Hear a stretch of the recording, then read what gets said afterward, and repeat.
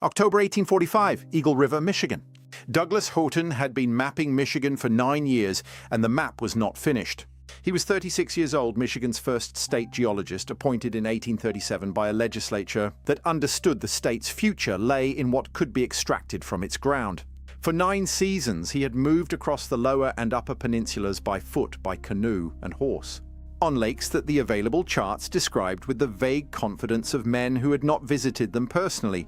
The work had produced results that exceeded every original estimate of the state's mineral wealth.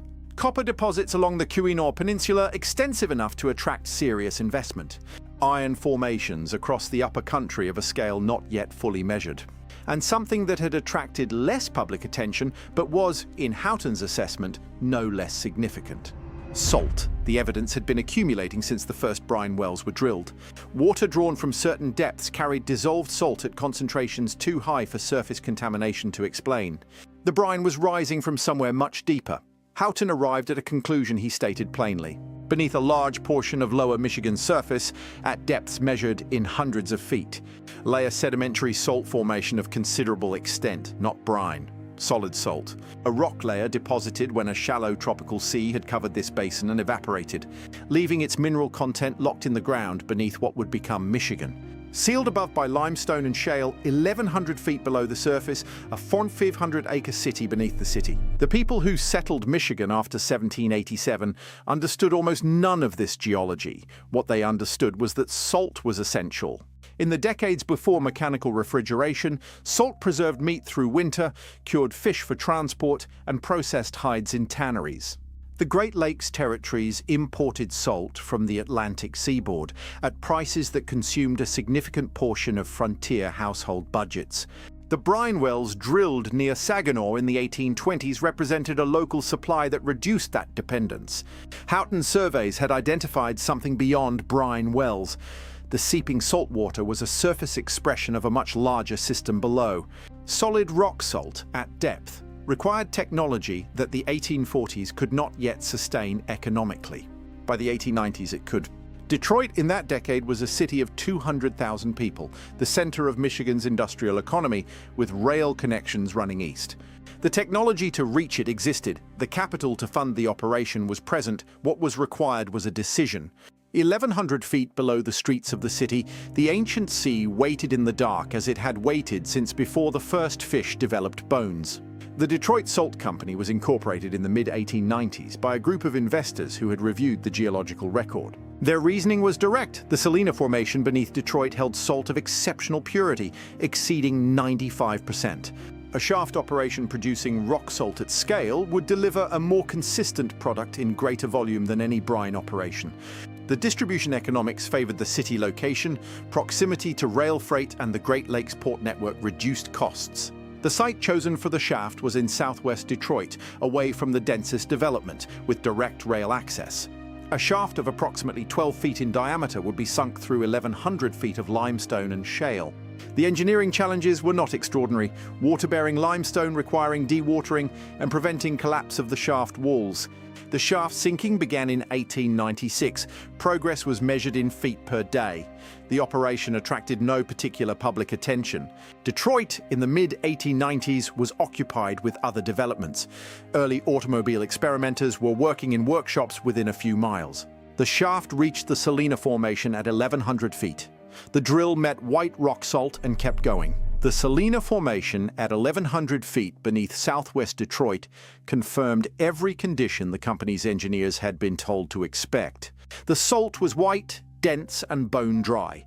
At that depth, the formations above served as a near-perfect seal against the groundwater. The moisture was absent. The temperature held at a constant 55 degrees Fahrenheit, the geothermal equilibrium of that depth. The extraction method was room and pillar, the oldest and most reliable approach to mining flat-lying sedimentary deposits. A heading was driven into the salt face, opening a room 50 feet wide and 24 feet high, large enough for the vehicles that would work within them. At regular intervals, pillars of salt were left uncut, extending from floor to ceiling, bearing the load of 1,100 feet of rock pressing from above. The ratio was approximately 60% extracted, 40% left in place permanently, holding up the city above. Access roads were graded across the mine floor. Initially, these served horse-drawn wagons. Later, they were graded for heavy-duty haulage vehicles. Traffic signs were mounted on the salt walls at intersections. The roads required the same maintenance as any surface road, but they ran in permanent darkness. The shaft carried broken salt upward continuously, raising the ancient sea in fractional portions to the processing plant above. At the surface, crushing and screening equipment reduced the extracted material to the particle sizes the market required. Rail cars were loaded. The product left Detroit by rail for the markets of the Midwest, carrying the concentrated residue of a sea that had evaporated before life appeared on land. The mine's early commercial production served a market that was, in the first decade of the 20th century, undergoing a transformation that would eventually determine the mine's primary purpose. Salt had been an industrial chemical before it was a road treatment material. Glass making, paper making, the chemical industry broadly, these consumed salt in quantities proportional to the expansion of American manufacturing. Detroit's own industrial growth provided a local market, but the application that would define the mine's commercial identity was not yet dominant. Roads were largely unpaved, and winter management relied on gravel, sand, and mussel. By the 1920s, concrete and asphalt road surfaces were spreading across the urban and suburban networks of the Great Lakes states. By the 1930s, a paved road in a Michigan winter presented a specific and documented hazard: ice forming on an impermeable surface, smooth and nearly invisible where traction was unavailable. The application of sodium chloride to lower the freezing point of surface water was understood in principle from basic chemistry. The material required was abundant, inexpensive, and available from the shaft in southwest Detroit. No individual decision produced this transformation. It was the accumulation of purchasing decisions by highway departments across Michigan, Ohio, Indiana, Illinois, and the other Great Lakes states, each responding independently to the winter maintenance problem, each arriving at the same conclusion. Salt, spread from trucks across icy pavement, was the most cost-effective solution. The salt that a Silurian sea had deposited 400 million years ago was being consumed each winter on the proposition that the roads of the industrial Midwest should remain passable. The mine that had opened without ceremony, without the attention given to the automobile workshops a few miles away, had quietly become essential to the same road network those automobiles required. The connection went unremarked in the accounts of either industry. It was simply the arrangement the geology had made available, and the market had found it.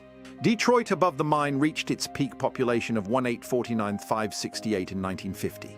In that year, the city was the fourth largest in the United States, the production center of the American automobile industry, a city that had absorbed successive waves of migration. It organized them into a manufacturing workforce of a scale without precedent. The plants that defined it ran at rates that seemed, in 1950, to confirm the permanence of what Detroit had built.